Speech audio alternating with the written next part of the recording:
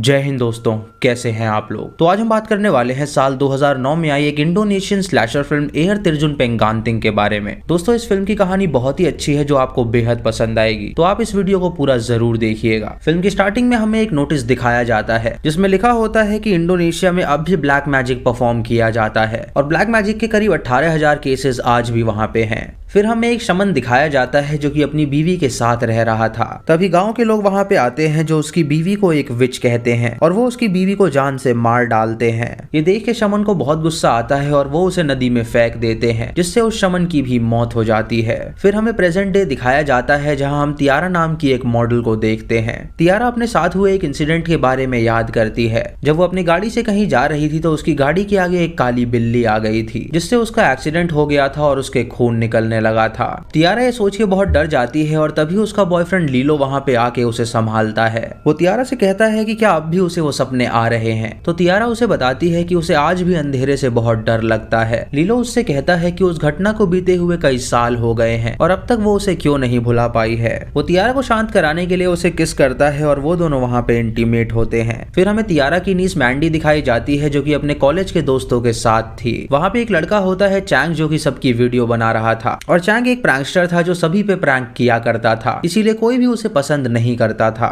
Chang सबसे पहले Amy की वीडियो बनाता है और उससे कहता है कि वो बहुत सुंदर लग रही है। फिर वो एक कपल ब्राम और स्टेसी की वीडियो बनाता है जब वो मेकआउट कर रहे थे। ब्राम उससे कहता है कि वो इस समय उनकी वीडियो ना बनाए, तो चैंग उसकी नहीं सुनता और वीडियो तब भी बनाता है। इधर तियारा मैंडी को कॉल करती है और उससे पूछती है कि क्या उसके सभी दोस्त वेकेशन के लिए तैयार हैं, तो मैंडी उससे कहती है कि वो सभी तैयार हो चुके हैं और वो भी लीलो के साथ जल्दी तैयार होके आ जाए। कुछ देर बाद वो सभी डॉकयार्ड पहुंचते हैं जहां उनका सेलर उन्हें घूरता है। लीलो बहुत अमीर इंसान था जिसके पास अपनी ही बोट थी। तियारा उन सबको देख के बोट में इनवाइट करती है और उनसे कहती है कि वो लोग एक आइलैंड पे जाने वाले हैं जो कि बहुत फेमस है और वहाँ पे एक ब्राइड वाटरफॉल है और जो कोई भी वहाँ पे विश मांगता है उसकी विश पूरी हो जाती है। मैंडी लीलो से पूछती है कि वो उसकी आंट से शादी कब करने वाला है, तो उसकी आंट उसे समझाती है कि वो उससे ऐसे सवाल अभी ना पूछे। मैंडी तियारा को अपनी और उसकी फोटो दिखाती है जिसे देख के तियारा उससे कहती है कि ये उनका काफी बढ़िया वेकेशन था, लेकिन उसकी बहन की मौत के बाद वो अकेली हो गई थी, इसीलिए उसने इस वेकेशन का प्लान बनाया है ताकि मैंडी का माइंड डाइवर्ट हो सके।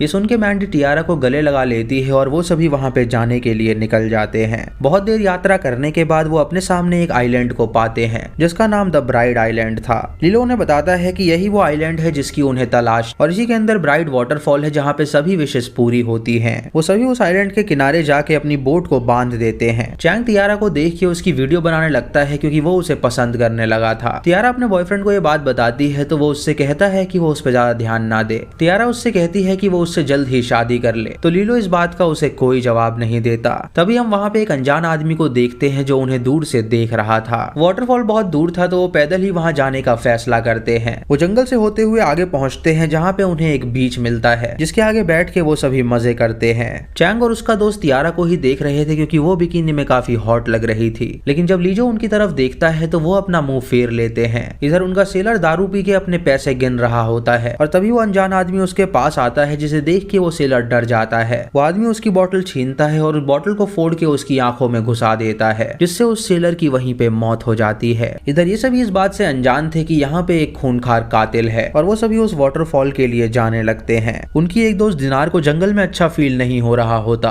वो उनसे कहती है कि वो वापस शिप पे जा रही है ताकि वो वहाँ पे आराम कर सके। जब वो शिप में पहुंचती है तो वहाँ पे वो चेंज करके रिलैक्स करती है, लेकिन तभी उसे शिप के पीछे से कुछ आवाज आती है जिसे सुन के वो डर जाती है। जब वो शिप का एक कबर्ड खोलती है तो उसे उस सेलर की वहाँ पे लाश मिलती है। ये देख के वो काफी डर जाती है और तभी वो अनजान आदमी वहाँ पे आके उसे पकड़ने लगता है। जब वो वहाँ से भागने की कोशिश करती है तो वो अपने भाले से उसे रोकता है जिससे वो भाला उसकी स्किन में घुस जाता है और उसका खून निकलने लगता है। इधर वो सभी उस वाटरफॉल के पास पहुंचते हैं और उसे देख के वो काफी खुश होते हैं। स्टेसी उस वाटरफॉल के पानी में जाती है जहाँ उसका पैर फिसल जाता है और पानी के अंदर हम एक इंसान के स्केलेटन को देखते हैं जिससे हमें पता चलता है कि यहाँ पे पहले भी लोग आए थे जिनको उस आदमी ने मार डाला था। वो किलर दिनार को अपने साथ उठा के अपनी झोपड़ी में ले जाता है और वहाँ पे उसे बैठा के वो सोचता है कि वो उसके साथ क्या करेगा। दोस्तों, मास्क पहना किलर एक शमन को इमेजिन करता है जो कि एक इविल शमन था जो उससे कहता है कि वो इस लड़की को काट के इसका खून पिए। वो किलर पहले दिनार के बाल काटता है और उसे जलाता है और जब दिनार वहाँ से भागने की कोशिश करती है तो वो वो उसे पीटता है और उसके दोनों हाथों में कील घुसा देता है, जिससे उसे बहुत दर्द होता है।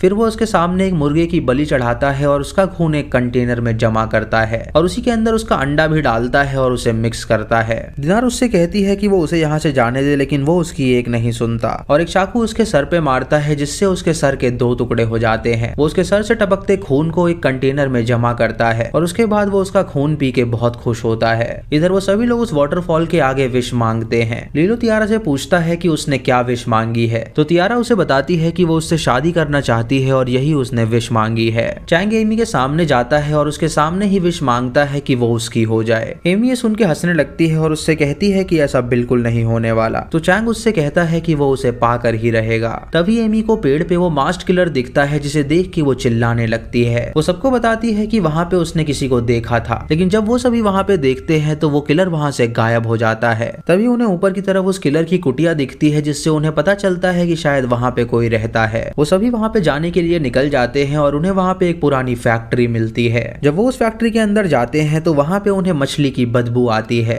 तभी उन्हें एक स्लॉटर रूम दिखता है, जहाँ दीवार पे खून ही खून था। ये देख के वो सभी हैरान हो जाते हैं और उन्हें लगता है कि शायद यहाँ पे कोई रहता है। वाटरफॉल में नहाने की वजह से उन सबको काफी खुजली हो रही थी, तो लड़कियां डिसाइड करती हैं कि वो यहीं पे शार लेंगी ताकि वो अपने आप को साफ कर सकें। वो लड़कों को बाहर भेज देती हैं और वहाँ पे शार लेने लगती हैं। और चैंग एक दूसरे रूम में जाता है, जहाँ पे उसे एक छेद नजर आता है, जिससे वो उन लड़कियों को नहाते हुए देखने लगता है। कुछ देर बाद चैंग के फोन की घंटी बजती है, जिसे वो लड़कियां सुन लेती हैं और उन्हें पता चलता है कि चैंग उन्हें छुप के देख रहा है। वो सभी चैंग पे चिल्लाने लगती हैं, तो चैंग वहाँ से भाग जाता है। इधर मैंडी और एमी बाहर निकल के कपड़े बदल लेती हैं और स्टेसी अब भी अंदर ही होती है और तभी उसका बॉयफ्रेंड आके उसे पीछे से पकड़ लेता है। स्टेसी उससे कहती है कि उन्हें यहाँ से निकलना चाहिए, तो उसका बॉयफ्रेंड उससे कहता है कि क्यों ना वो यहाँ पे मेकआउट करें। मेकआउट करने के बाद जब वो दोनों वहाँ से जा रहे होते हैं तो स्टेसी को अपने पीछे से किसी की आवाज आती है। जब वो पीछे मुड़ती है तो वो अपने सामने उस कातिल को पाती है, जो उसका गला काट देता है, जिससे स्टेसी का ढेर सारा खून निकलने लगता है।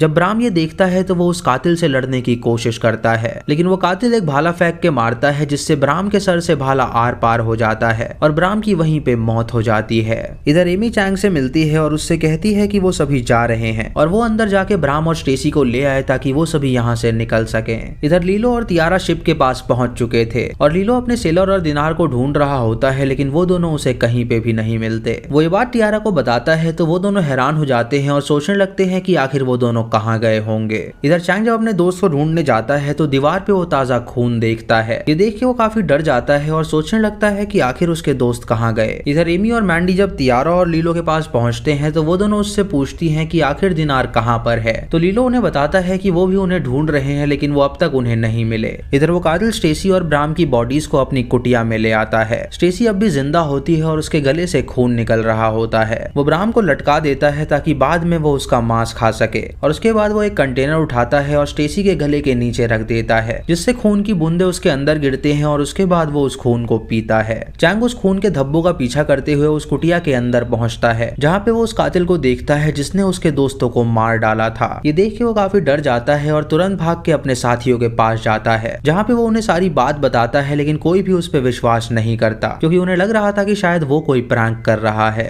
लीलो उसकी बात समझता है और उससे कहता है कि अगर वो सच कह रहा है तो वो उस कातिल को नहीं छोड़ेंगे। लीलो अपने शिप से तलवार और फिशिंग गन निकालता है और वो सभी को इक्विपमेंट्स देता है ताकि वो अपनी रक्षा कर सके। तियारा लीलो से कहती है कि वो शिप के पास ही रुकेगी ताकि अगर कोई यहाँ पे आए तो वो उसे अपने पास रखे। तियारा अकेले ही शिप पे रुकती है और वो सभी उस कुटिया की ओर जाते हैं। इधर हम उसी कातिल को उनके शिप के पास देख पाते हैं जो कि उन्हें देख रहा था। तियारा शिप के रेडियो में पुलिस को कांटेक्ट करने की कोशिश करती है और उन्हें बताती है कि वो लोग इस आइलैंड पे फंस गए हैं, तो वो जल्दी आए उन्हें बचाने के लिए। तभी तियारा को अपनी शिप के पीछे से कुछ आवाज आती है और जब वो वहाँ पे जाती है तो उसे वहाँ पे कुछ नहीं मिलता। तभी वो कातिल उसके सामने आ जाता है जो उसे पकड़ लेता है और वो कातिल उस शमन को इमेजिन करता है जो उससे कहता है कि ये उसकी ब्राइड बन सकती है, तो वो उसे जान से ना मारे और उससे शादी कर ले। वो कातिल तियारा को जान से नहीं मारता, लेकिन तियारा उसे पीट के वहाँ से भाग निकलती है। इधर लीलो, मैंडी, चैंग और एमी जब उस कुटिया में पहुंचते हैं तो वो अपने दोस्तों की लाश वहाँ पे पाते हैं। ये देख के वो समझ जाते हैं कि चैंग सच कह रहा था।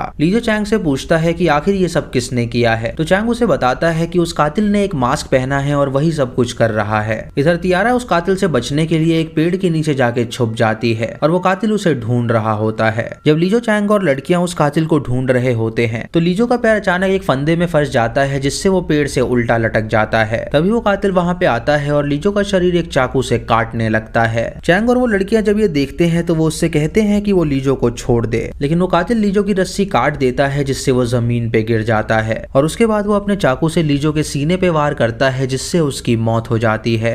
चैंग ये देख के उसके सर पे एक रॉड मारता है जिससे उस कातिल को कोई असर नहीं होता और ये देख के वो सभी वहाँ से भागने लगते हैं। कुछ देर बाद तियारा बाहर निकलती है और सबको ढूंढने लगती है और तभी वो अपने सामने लीलो की लाश को पाती है जिसे देख के वो काफी हैरान हो जाती है। वो उसकी लाश को अपने गले से लगा लेती है और खूब रोती है और जब वो लीलो की पैंट चेक करती है तो उसे उसके अंदर एक रिंग मिलती है जिससे वो समझ जाती है कि इस वेकेशन पे लीलो उसे शादी के लिए प्रपोज करने वाला था। इससे वो जोर से चिल्लाती है और उसे बहुत गुस्सा आता है। इधर चैंग, एमी और मैंडी उस कातिल के कुटिया में जाके ही छुप जाते हैं और जब वो कातिल वहाँ पे आता है तो वो उन्हें ढूंढने लगता है। चैंग लाशों के बीच में छुपा हुआ होता है जिससे वो कातिल उसे देख नहीं पाता, लेकिन तभी उसके फोन का अलार्म बजने लगता है जिससे वो कातिल उसे पकड़ लेता है। चैंग उससे लड़ने की कोशिश करता है लेकिन वो कातिल उसे उठा के पटक देता है और उसके बाद उसका सर एक दीवार में मारता है जिससे उसकी आंखें बाहर आ जाती हैं और चैंग की वहीं पे मौत हो जाती है। ये देख के वो लड़कियां काफी डर जाती हैं और वहां से भागने लगती है। भागते हुए मैंडी को तियारा मिलती है तो तियारा उसे गले से लगा लेती है। तभी वहां पे वो कातिल उन्हें ढूंढता हुआ आता है तो वो दोनों छुप जाती हैं। तियारा मैंडी से कहती है कि वो यहाँ से भाग जाए और मदद की तलाश में जाए। तभी वो कातिल वहाँ पे आ जाता है जो तियारा को पकड़ लेता है। वो उसे ब्राइट वाटरफॉल के पास ले जाके एक पेड़ से बांध देता है और उससे कहता है कि वो उससे जल्द ही शादी करेगा।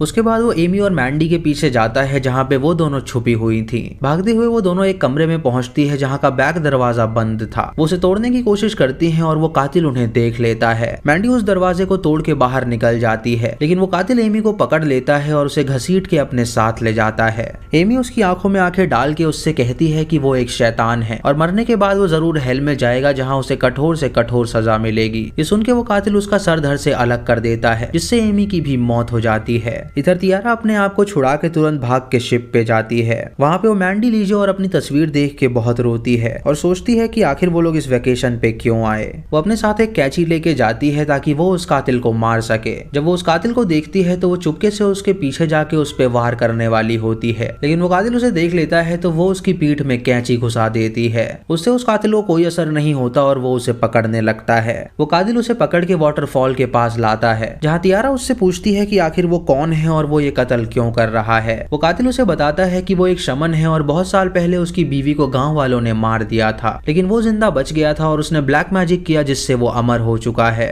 और जो कोई भी यहाँ पे आता है वो उसका खून पीता है जिससे उसको और भी ज्यादा शक्तियां मिलती हैं। ये सुन के तियारा उससे पूछती है कि आखिर वो उससे क्या चाहता है, तो वो उसे बताता है कि वो अपनी बीवी को वापस जिंदा करना चाहता है, इसीलिए वो उससे शादी करना चाहता है क्योंकि उसका शरीर परफेक्ट है उसकी बीवी के लिए। ये सुन के तियारा उसके पीठ से कैंची निकालती है और उसकी आंखों में घुसा देती है जिससे वो कातिल जोर से चिल्लाता है और जमीन पे गिर जाता है। फिर तियारा उसका भाला उठा के उसके शरीर में घुसा देती है जिससे उस शमन की मौत हो जाती है। तभी मैंडी वहाँ पे तियारा के पास आती है और तियारा उसे गले से लगा लेती है। वो दोनों शिप के पास पहुंचते हैं जहाँ पे वो पुलिस को आता देखते हैं उनकी मदद करने के लिए और ये मूवी यहीं पे खत्म हो जाती है। तो दोस्तों ये थी इस फिल्म की कहानी जो कि एक इंडोनेशियन स्लैशर फिल्म है। दोस्तों इस मूवी का एक सेकंड पार्ट भी है जहाँ हमें बताया गया है कि आगे तियारा के साथ क्या होगा। आप इसका सेकंड पार्ट कब चाहते हैं आप हमें कमेंट सेक्शन में जरूर बताएं। दोस्तों आपको इसकी कहानी कैसी लगी आप हमें कमेंट सेक्शन में जरूर बताएं और दोस्तों वीडियो को लाइक जरूर करिएगा क्योंकि हम आपके लिए ऐसी ही दूसरे देशों की भी स्लैशर मूवीज लाते रहते हैं।